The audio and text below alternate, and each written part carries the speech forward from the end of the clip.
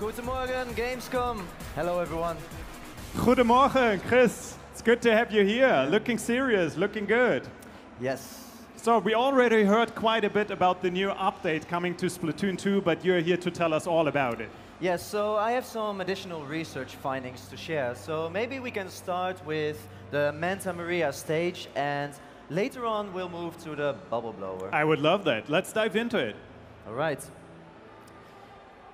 So our research shows that Manta Maria is a very long and also a very narrow stage. Yeah, it looks like it. What this means is that Inklings will often encounter each other, and it will be difficult to hold your ground. Speaking about the grounds, there are 3 masts on this giant boat, and those are covered by a large open area. So these will be the primary battle zones where the Inklings will fight it out. However, it's going to be difficult to defend these zones because there are a lot of different ways in which you can enter the zones. Yeah, I see. So, as Mr. Nogami said, it's not only about offense, but it's also about defense. 2 zones are going to be very, very crucial. The spot over here and the spot over here allow skilled Inklings to swim into enemy territory and cover the ground from there. So, you always have to be on your guard, because before you know it, the end of a map might look like this, and we can see that both teams have skillfully flanked each other, but have forgotten to defend their own zone. So it's not only about offense, it's also about defense, which will make Manta Maria a very exciting and thrilling match to play. And what a better way to do that than to have 2 teams of skilled Nintendo employees battle it out on stage. They take their Inklings to Manta Maria.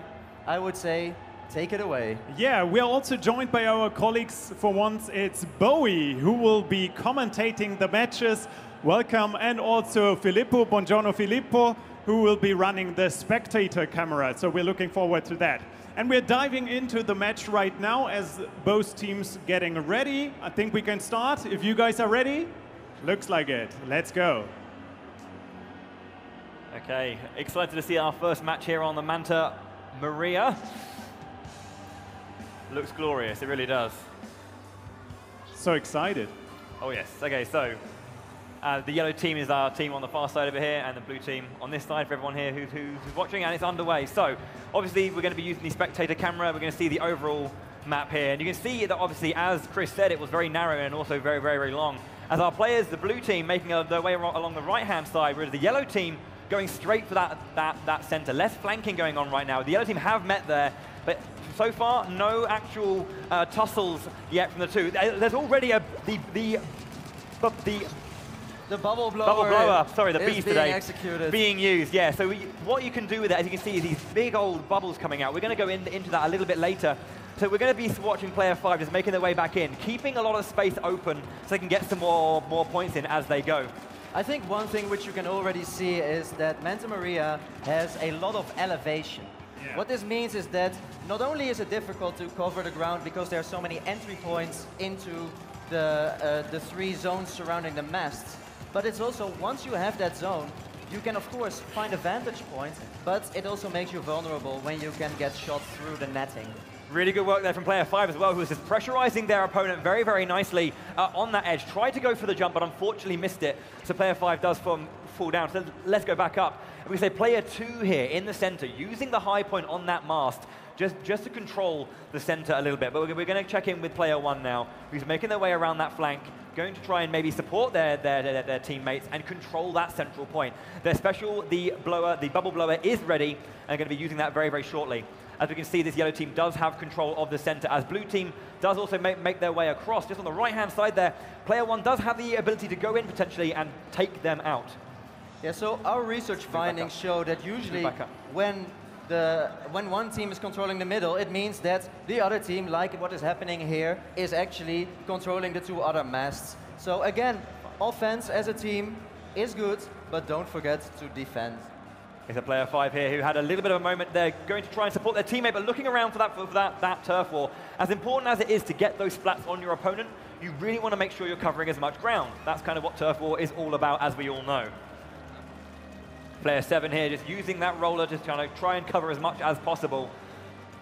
Player 5 gets splatted by player 3. Wonderful shots there.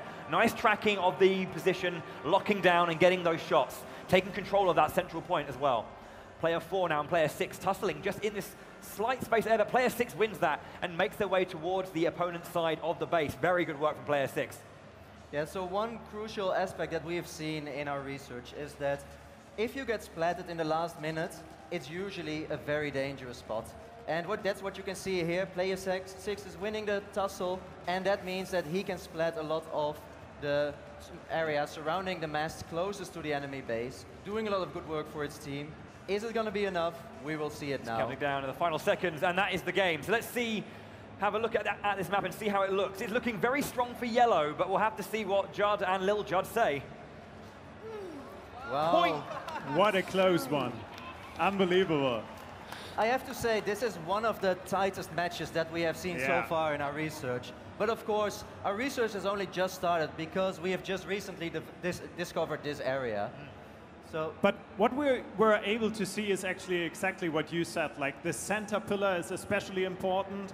People try to avoid it once an enemy is up there, for example, and they try to flank instead. And we were also able to get a glimpse of the bubble blower.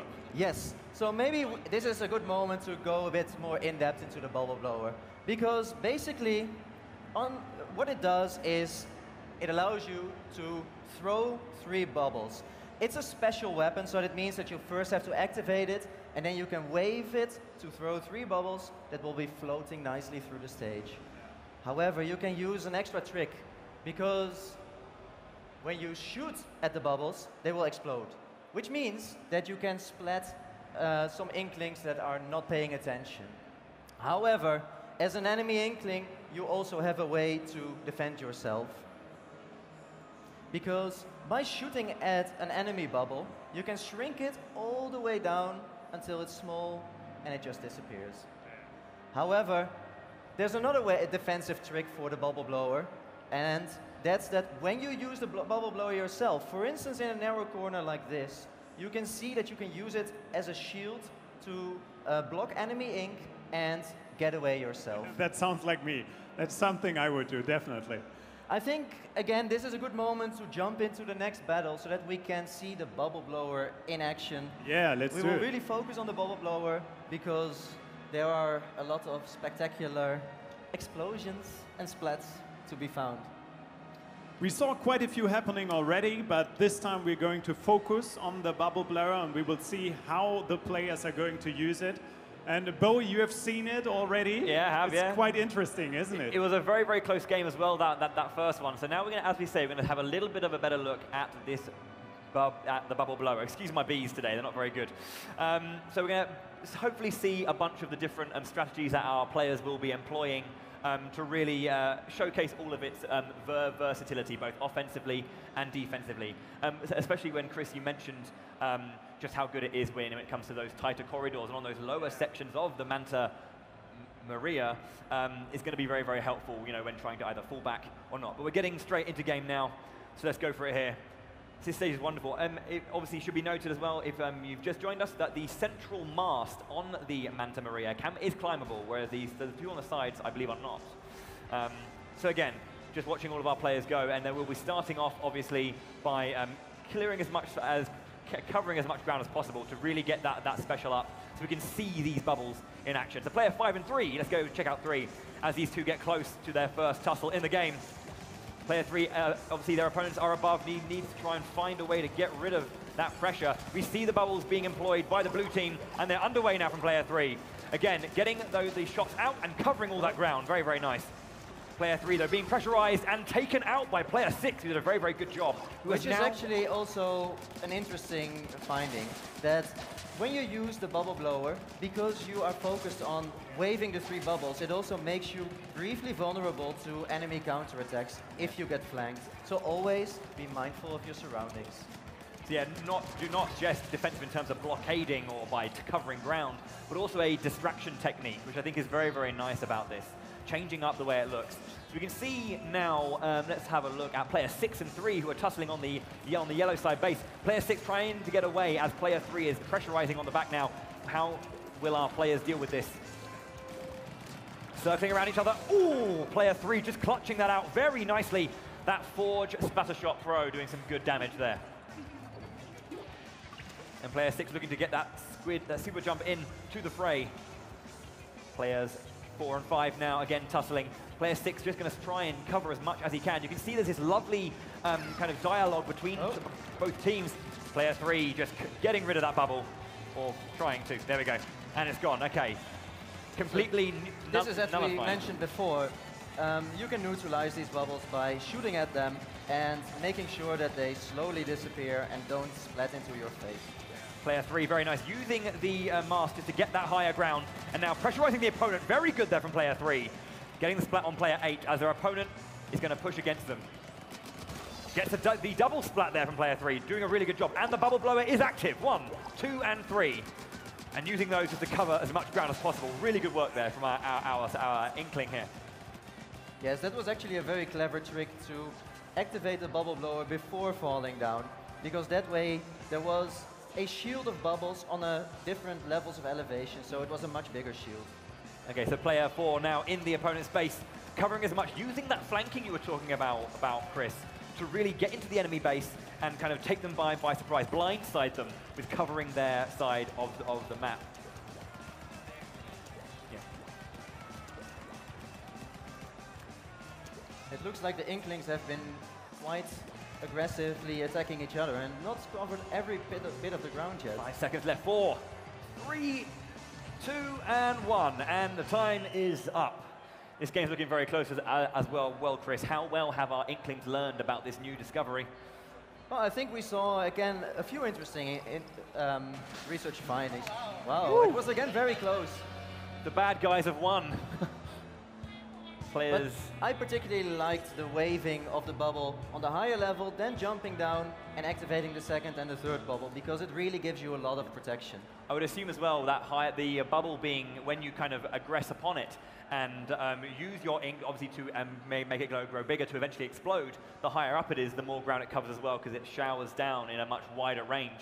So obviously that height works on 2 levels, not only for regular weapons, but also for the blower as well. I have to say this is something that additional research is needed for. Fair enough. I would appreciate it if players will continue the research also in Splatoon 2 when the bubble blower becomes available. It will first become available as part of a set with the Forge Splatter Shot Pro from September 2nd. But before we go to that, let's jump into one more final battle. And I would like to once again raise attention to the central mast in Manta Maria, because this is the one that is climbable. And we saw some tough matches happening there already. So. Exactly. We already saw some people using the nets here to really ink all the way around them. And this is one of those strategies where it really pays off to find a higher ground. But of course, people can also attack you from all the different sides. So it's also dangerous. Let's see how our Inklings deal with that tip in the final round. Yeah, let's jump into game 3. And it was, for me, quite interesting to see how they used the bubble blower in a way that once one player saw the enemy's bubbles and he didn't really know how to handle it. Like, do I just go back or do I try to hit it to make it smaller? It's interesting to see how many ways are possible to use it. I think what's also important is that players have to make a decision. They're forced to make a decision, which can, if they're not ready for that particular usage, can, you know, put them on the back foot a little bit. And we also saw some players just like bubbling around and forgetting about their surroundings, something you mentioned before. Okay, so yeah, that's the thing. It's such an enjoyable weapon that you don't want to kind of like get caught up in the moment of this new exciting skill. So again, we're going to see player 5 really making their way straight towards the center there, as player 3 and 4 are just going to again push around the sides, or push around the sides of the center, as player 2 does a bit more housekeeping at the back. So players 3 and 5 now in the center. The higher ground for player 5, the lower ground for player 3. So they're going to try and cover as much as they can here. You can see that line disappearing. Player 3 looking just to cover as much ground as possible. He has his bubble blower available now. 1, 2, and 3. He's got them going. and uses them to cover that ground very, very nicely. Ooh, wonderful double splat from player 3 immediately. Wonderful play. Actually, what I really liked even more was the way that the bubbles were blown, because they were shot sequentially, so they exploded into each other and really covered a lot of the ground. Gave him a good protection and also a good splatting. Oh, this is not looking good for player 4 right now. What a tough spot. Get out of there! Get out of there! Oh, that was inevitable, unfortunately, for player 4. Completely trapped in the opponent. Look at the yellow team now. Complete domination of that central point. Players 5, 6, 7, and 8 are going to have to do it. So we've got player 5 coming around the side now, and player 6 on player 1 as well. So we've got, let's have a look at player 6 as their bubble blower is activated. So many blue bubbles in the center. Okay, there we go. Player 1 taking that splat for him and then covering that ground as well. I'm liking that these individual bubbles are very much like the Rainmaker shield. Yeah. So they each work in that kind of property. They can be shot against if you want to get it, and then it explodes in your favor. But there's 3 of them. But one thing that we've already seen quite often, both in our research and today, is when activating the bubble, you often get splatted yourself. Yes. So, but it's worth it.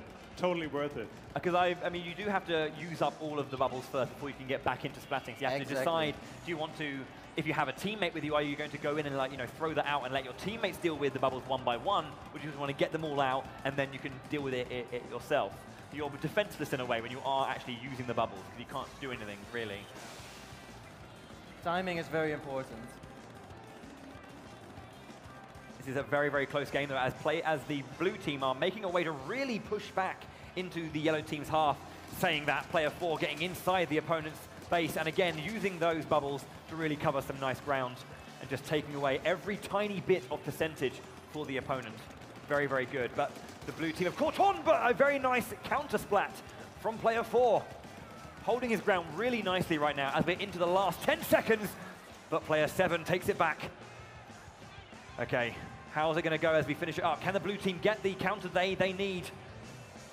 2, 1, and I think if my trained eye is ready, it looks like it's the good guys, the yellow team, taking this one with a clean 16.3% advantage. They finally get their victory. Indeed it is. So are you happy with your research? This was a beautiful display of the new Manta Maria stage and the bubble blower special weapon, I think.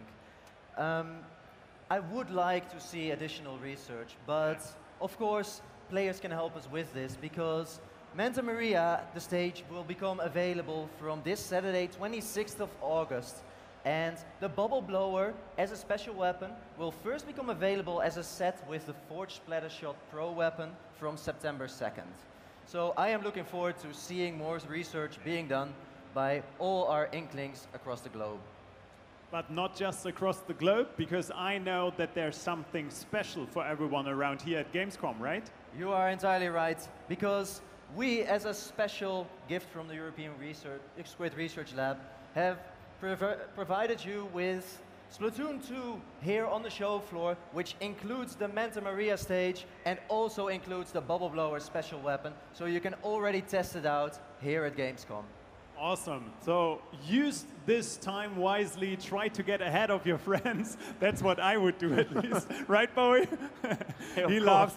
We know where we can find him over every little advantage helps. Every little bit. The next days. Yeah, right. So thank you very, very much, Chris. Thank you very much to our guys here on stage, our high-skilled Nintendo employees who showcased what a good Splatoon match looks like. It's always interesting to see because even in the last seconds, everything can change. I love that about Splatoon. So for this moment, I would say thank you to all of you tuning in. Thank you guys, obviously, for joining us here at the show floor. And I would love for you guys to tune in tomorrow at 11 a.m. We're going to start with ARMS, another fantastic game with fantastic new content. That much we can say. So please tune in tomorrow, and if you're around at Gamescom, make sure to come by over the course of the next days. We would love that. So thank you very much to Bowie, thank you very much Filippo, thank you very much to you guys here on stage, thank you to our lovely audience here at Gamescom, and thanks for tuning in. See you tomorrow. Bye.